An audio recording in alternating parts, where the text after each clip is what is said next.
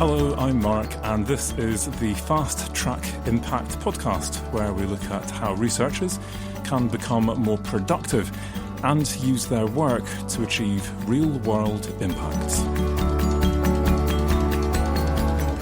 Today, I want to think about the support you can get from professional services staff to empower you for impact.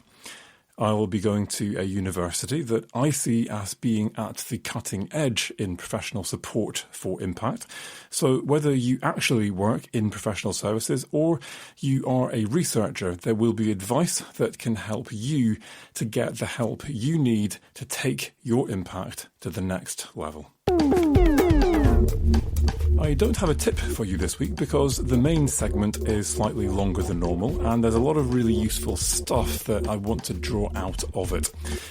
This week I went out of the studio and visited University of Leeds to talk to Ged Hall about he and his colleagues and how they are supporting research impact.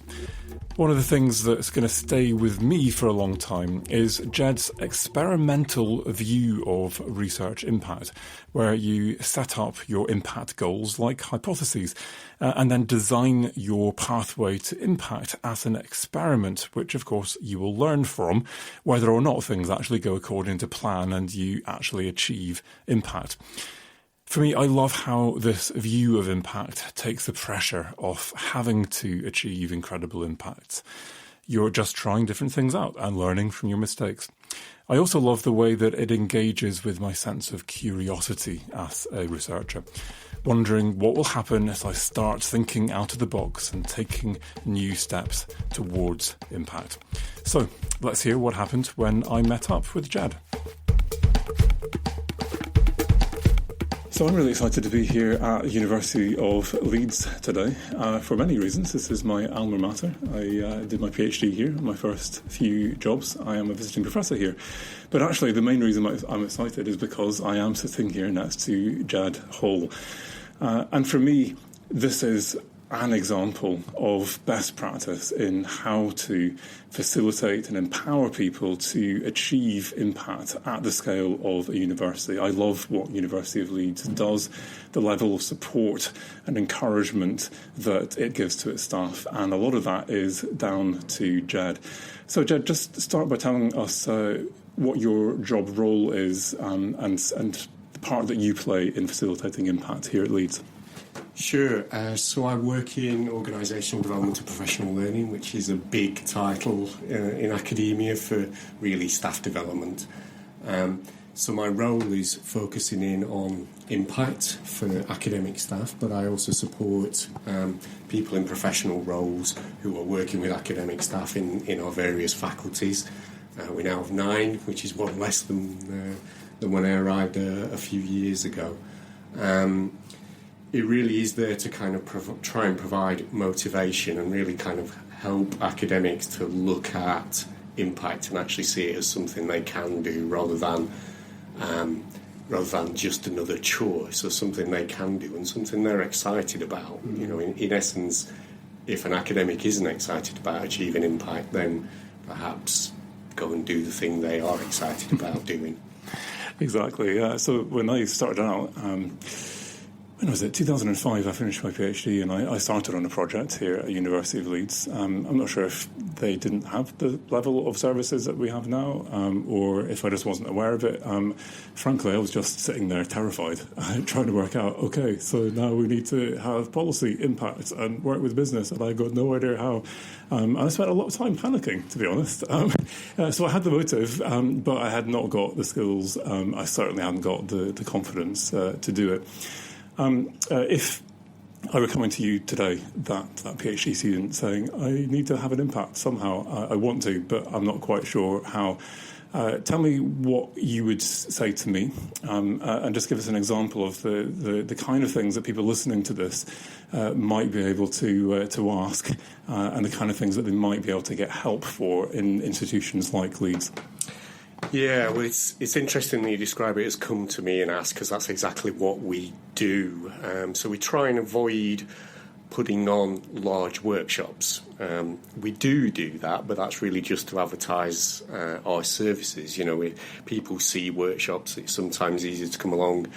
They can see who you are, build a relationship with you. But then we're really looking for people to come to us and say, individually or in small groups, working on one project together, to kind of say, we've got this idea for impact, but we don't know, or we're not sure, or which is the best way to achieve that. And that for me is a perfect start to a conversation, because really, I guess my role is just to help kind of reflect back that aspiration. So the person comes with an aspiration, they're often overawed by it, just like you were. I want to have this impact on business or on policy, but that feels like too big for me as just a lowly PhD student. And really what our role is to give them the confidence just to take that tentative first step, just to try. And if it doesn't work, that's fine. It's not that we've destroyed the world. Just like when we have impact, we haven't really stupefyingly changed the world. It's unlikely we'll do either of those complete Doctor Who levels of expectation. So really what we're looking to do is just encourage people to take that tentative first step with a bit of guidance. Maybe you want to try this, if it's policy, explore where various MPs might have an interest, get in touch with an all-party parliamentary group, that's the one, PG. Wow. And look at who's the secretariat for that. Get in touch with them, because they're probably less scary than going direct to the chair of that group. Maybe look to see which lords have expertise in this area, maybe had a career in that area, and that's why they are a lord. And kind of go, I've got something of interest for you, something that we resonate together. Do with it what you will, and hopefully with my walking hand in hand with me as the researcher, and we can go where it takes us. So I think one of the things that I take from this is the way in which it is a relationship, that you are holding events in order to build relationships with people so that they trust you, and that they then actually approach you and ask for that help. And it's partly about giving people the skills, the expertise, the knowledge, but also just kind of being there with them through the journey. I wonder what are some of the things, some of the other things that researchers can ask for help for? What are the things that they probably can't or shouldn't ask for help for? Give me some of the more colourful or unusual things you've been asked to help for, perhaps, but also some of the run-of-the-mill things. Because I think very often, I certainly, as a PhD student, wasn't aware that there were people who could help me. And I think a lot of researchers are out there struggling in a way, panicking silently, thinking that, feeling that you're out of your depth. And actually there are a whole lot of people with a lot of expertise who actually are there and want to help. Well, I think the whole landscape of impact requires a whole range of different skills, and depending on the type of impact, we're kind of narrowing down that subset of skills that you may need. So really, I'm kind of an impact generalist. I'm not an expert. I don't have expertise in commercialisation, although I know the general process. I don't have deep expertise in policy, although I know aspects of the process. I don't have deep understanding of cultural impact, but I have an understanding of the process. But what I do tend to know is that I'm an internal broker to people who have that much greater detail. So I know who the commercialisation experts are in that sector. So if you were looking at health, a health innovation, I know the people you need to talk to. If you're looking at an innovation in a different industry sector, then I know them. And then vice versa. If you're looking at cultural impact within a museum or within a large cultural organisation like that, compared to a community group, say, who has very little available resource, then that's a different skill set. So I know the people you need to talk to, or I know the people who've done it. So it might not necessarily be somebody in a support role, it might just be another academic who's gone through that process with a similar organisation. So I think what I'm taking from this is ask. Don't be frightened to ask whatever it might be, because the chances are you know someone somewhere who has the skills or has been through that, been there, done that, who may well be able to help. And yes, every now and then you might come up against a dead end, but chances are you will be able to help, and it's better to ask and get that help than to be shy and to expect that you have to do it all yourself. Of course, not all universities have the same level of resource as University of Leeds does. And I think the other thing that strikes me about what you're saying is that you are what I would describe as a knowledge broker. So you are someone who sits in between multiple different networks of people who don't all know each other, but you know all of them. And usually there is someone, very often in your university, sometimes not in your university. Very often there'll be someone in a role like you who is therefore easy to find. And sometimes it's just an academic who you have to identify and take out to coffee. But these are people who are accessible, they speak your language, and if you can identify these knowledge brokers, then they can shortcut you to the people that you need to help you. I'm not sure in Leeds how this works. A lot of universities have academic impact champions in the UK, as well as professional services staff who help with some more of the technicalities. And this champion role it's called different things in different universities, but it is in some ways the motivational thing, where you've got other academics who have been there, they've done that, they understand the pressures, they understand the challenges, they can advise you, but also inspire and motivate you. And whether or not they've got a title on their head or not, there will always be people out there who you can reach out to who have that expertise and that motivation and who can mentor you. And certainly in my experience, I've approached a number of people through my career and I've asked them to mentor me, whether formally or I've just reached out and I've just kept coming back and asking the questions and they've turned into mentors. Very rarely does a mentor slam a door in your face and say no. The problem is that we very rarely actually get the guts to ask someone to play that role. I think that's a really good point, Mark. I mean, we're all human and we all like to be asked, especially if that ask is about something that I might be an expert in, because it does appeal to your ego, not in a overblown sort of way, but it does. You know, if somebody comes to you to ask for support, they've recognised you, they've noticed that is possible, that you could provide that, and you know, I find that a happy situation, and I think most people do, and that's why asking the question is the best thing you can start with. It isn't trying to solve everything on your own, you know. But nobody, when they're asked to be a mentor, expects to just deliver all the answers for everyone. So you have to be willing to provide the kind of starting point. This is what I've thought so far. Can you help me refine that? And that's what you're looking for when somebody does come with, please can I ask you for help, that they've actually gone through and kind of started to maybe not completely crystallise exactly what they need, but have some level of understanding of the context and all the different questions, and then the conversation with the mentor really starts to crystallise that down into, so this is what I need, and this is what I need to go and do, and this is who I need to help. Yeah, so I think if there is a no-no, an area which is off limits, it is when you go to that mentor, that person in professional services, whoever it is, and you say, so I want you to do all the things for me that will deliver my impact. And sadly, that is not how things work. And the reality is that you are the expert, you're the one doing the research, and you need to gain the skills that you need and work as a team with other people who have those skills. But ultimately, you are responsible for the impacts that you achieve from your research, and the role of mentors, impact officers, whatever person there is that you have to help you is to facilitate you to achieve that. I'd like to flip this on its head a moment, if I can, and I'm assuming that some of the people listening to this do have some expertise in impact.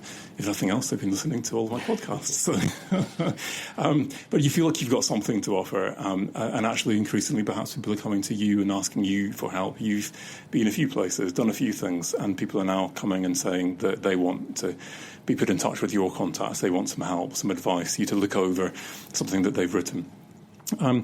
What advice do you give, first of all, to your staff within professional services, but also then to academic mentors and champions and others who need to be able to empower, equip, and motivate others to achieve impact? And what advice can you give to people that really want to be able to give back to more and equip their colleagues more effectively? I think the most important thing is to recognise that level of apprehension that may be in the mind of the person initially asking for help, apprehension over the scale of what impact could be in their eyes. One thing that a lot of researchers suffer from is that they see impact on a 25, 30-year time horizon. You know, I'm going to solve climate change, I'm going to cure cancer, you know, those actually unrealistic and impossible to achieve levels of impact. And in some ways, that means any mentor needs to kind of scale back, make it small steps, make it about what is the next thing that the person could do to move forward on that journey, not about, you know, that end point in 25, 30 years' time where we've got the new drug or we've got the, the silver bullet for climate change. Yeah, I found the same thing.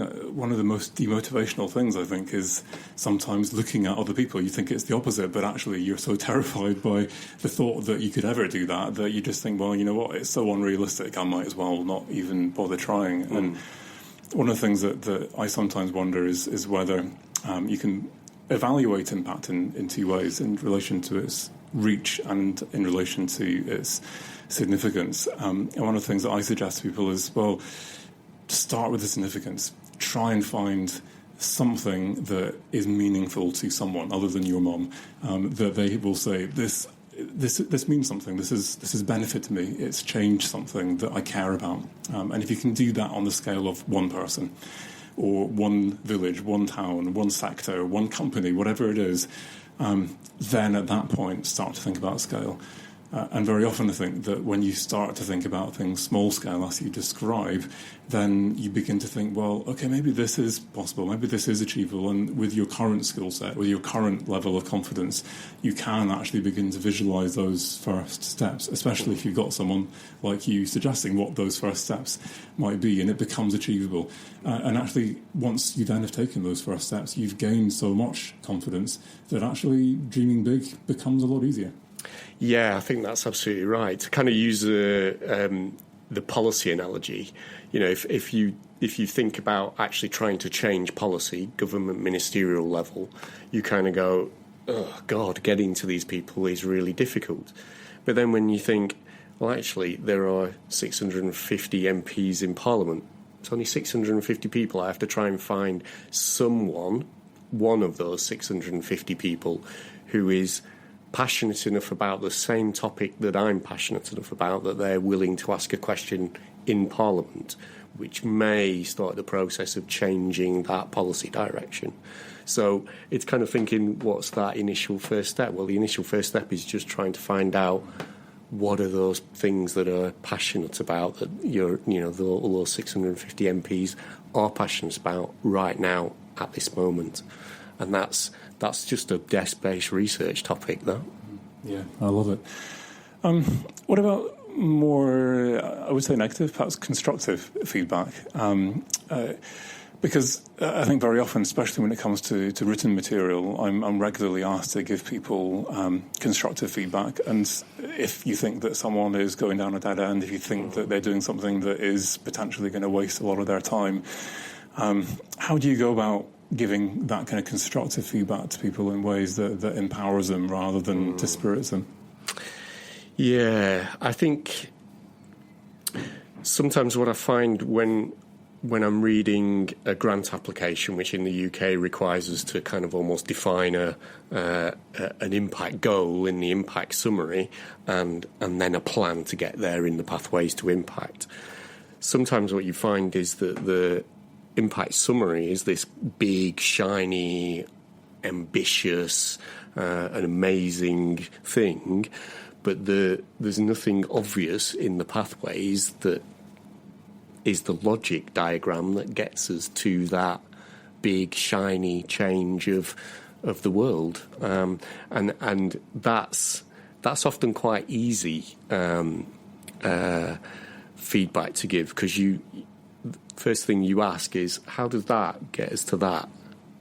So you mentioned the phrase logic diagram. Can you explain what you mean by that, and other tools that you use when you're giving feedback to people that might empower others to give feedback to their colleagues more effectively too? Yeah, so what I mean by logic diagram is that I guess there's a thought through process. So I'm kind of thinking from a kind of theory of change model, but there's a thought through process. We know where we want to get to, and if we then think logically about what are the steps to get us to there. So that in essence is the logic diagram. Sorry to use the kind of terminology. So what I like to see is that there's between the impact summary and the pathways to impact, which is what I have to comment on a lot, that there's a clear that explains how I get to there, or gets us closer to there if it's impact that's beyond the term of the project, which it's required to be. We talk about that in the UK. And then getting people to think about that, I say, so look at how you've written your research objectives. Now, isn't your work plan how you get to those research objectives? So it's exactly the same analogy in impact language. So we're trying to strip out those different languages and just say it's exactly the same process. Define the goal. How do I get there? I love that. I think what's really powerful about that is that we, as researchers, are taught how to come up with research goals, research questions, research objectives, but we're not taught how to do that for impact. And what is really powerful about what you're suggesting is you're just taking exactly the same skills that you use day in, day out, and you're simply applying it to impact. And you've got now a clear impact goal, and you know what you want to achieve with whom, and now you're having a clear, logical process to then systematically achieve each of those goals as far as you possibly can. And I think just putting it into those terms means it's much less scary for people. It's not a new scary thing. It's just what we always do, but we're just applying the same skills to a new object. Yeah, that's right. And it also helps people to think about impact as an experiment rather than a commitment. So when you're writing the grant application, you're hoping you'll deliver on those research objectives, and you try your very hardest to deliver them. But if the research fails, the research fails, and that's a natural part of the world we live in, and the research we're undertaking or supporting. So having that same mentality with your impact hopefully helps break down the apprehension of taking that first step, but also sees it as if I take that first step and it didn't work, why not? You know, it's that, and therefore, what can I do differently? What can I learn from that impact experiment to apply to my next chance? Yeah, I really love that. What a beautiful way of thinking about it. In some kind of higher risk research applications where there's a fairly good chance something's not going to work, I will actually, in the application, come up with a plan B so that the reviewers know that if this thing doesn't materialise, doesn't happen, then there's still going to be some data to collect. Yeah. And equally, I've had projects where I've had a plan A and a plan B, and they both failed miserably.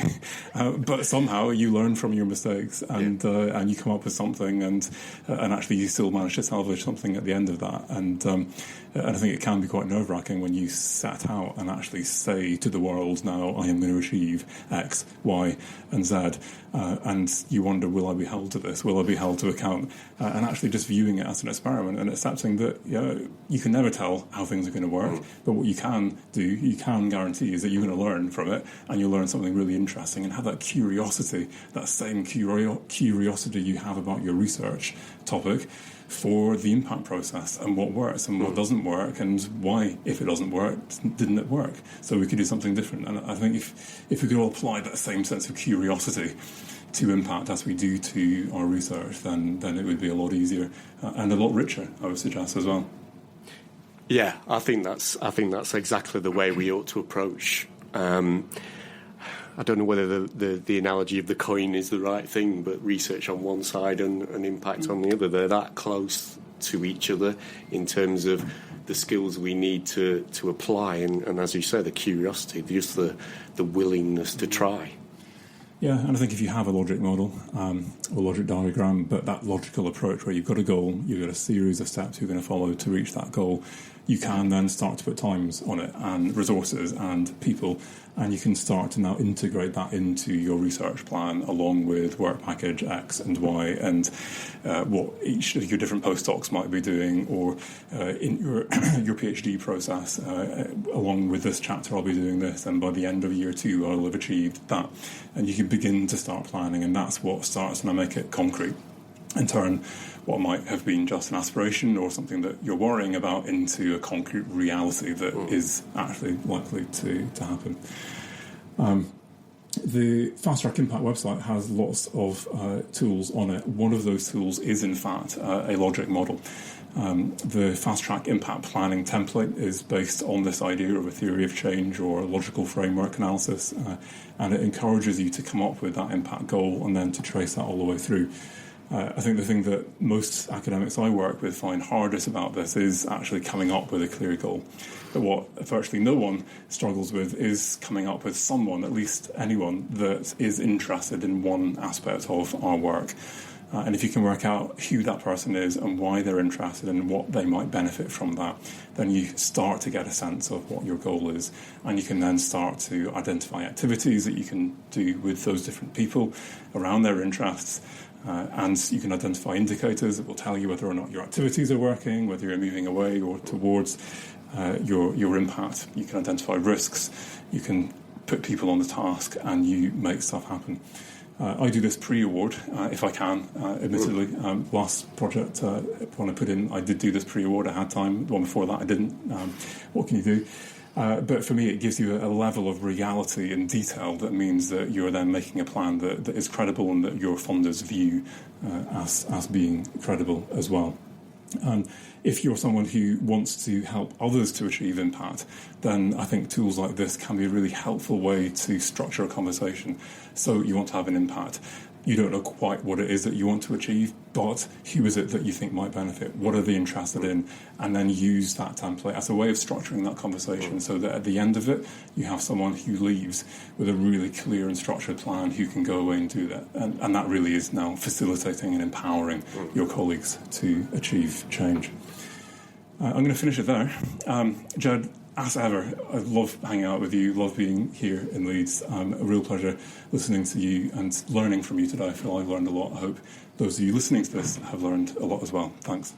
Mark, as you said, as ever, it's a pleasure to be involved. And I don't just want to help people here at Leeds. It's great to try and help those beyond Leeds have an impact, because there's a lot of brilliant minds out there, and I want to see them used to the best chance for humanity.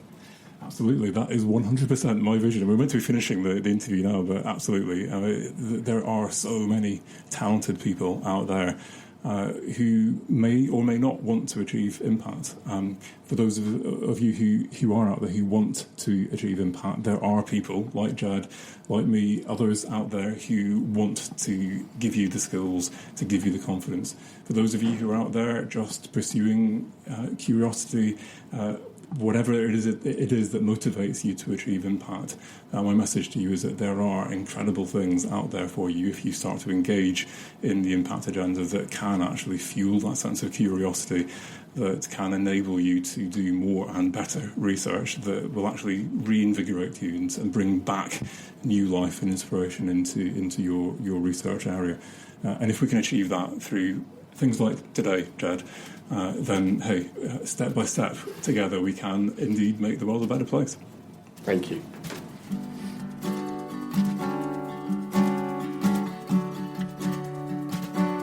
As ever, I like to try and draw out a couple of actions that you can take from today's episode that you can apply during the week. There are just two things I want to draw out today. The first is Ged's point that you just have to ask for help. There are people out there who have trodden your pathway to impact before you, who have the connections and the relationships with the people and organisations you need to connect with if you want to achieve impact. More often than not, those people are actually really happy to give you information, look over material, and introduce you to their contacts. You just have to take that step and introduce yourself to them and ask for help. Now, of course, that can be hard because it takes courage, it takes humility to admit that we need help. Often, these people are more senior in their career to us, and it may feel somewhat uncomfortable. I like to suggest what Ged said is entirely accurate, that the vast majority of the time, for good or for ill, whether motivated by ego or a genuine sense of wanting to give something back to a new generation of researchers, most people, when asked to give advice or even mentor a colleague, will usually say yes. So take that risk and ask someone this week for something that can help you achieve impact. Now, for those of us on the other side of this, people who've got experience, expertise and connections, I want to ask you how you can make yourself more available and more accessible to your colleagues. Now, this, of course, includes me. I want to be as accessible as I can to as many people as possible and to enable people to learn from my experience and from the people I interview through this podcast. But you can reach out to me directly, and there's a good chance, especially if you go via a direct message on Twitter at Prof Mark Reed, or my PA, whose email address is on the Fast Track Impact website, that I will, in fact, be able to help you. Who knows? So how can you make yourself more available? For example, by giving an internal seminar or via a blog or social media where you can explain, at least to those in your network, the different ways you might be able to help others. As part of this, you clearly need to manage expectations and make it clear that if you're too busy, then you may not always be able to help. Point is, you don't have to say yes to everyone, so this doesn't have to take up any more time than you are prepared to give. You can be selective, and very often you'll find that there are people who are highly motivated and who, with just a small nudge, a single piece of advice, one connecting email, are suddenly now able to make a step change in their impact because of you. The satisfaction of seeing these people achieve impact in areas that you care deeply about will be payment enough. So, 2 actions. Reach out and ask for help, and think about how you can make yourself more available to help others on their pathway to impact this week.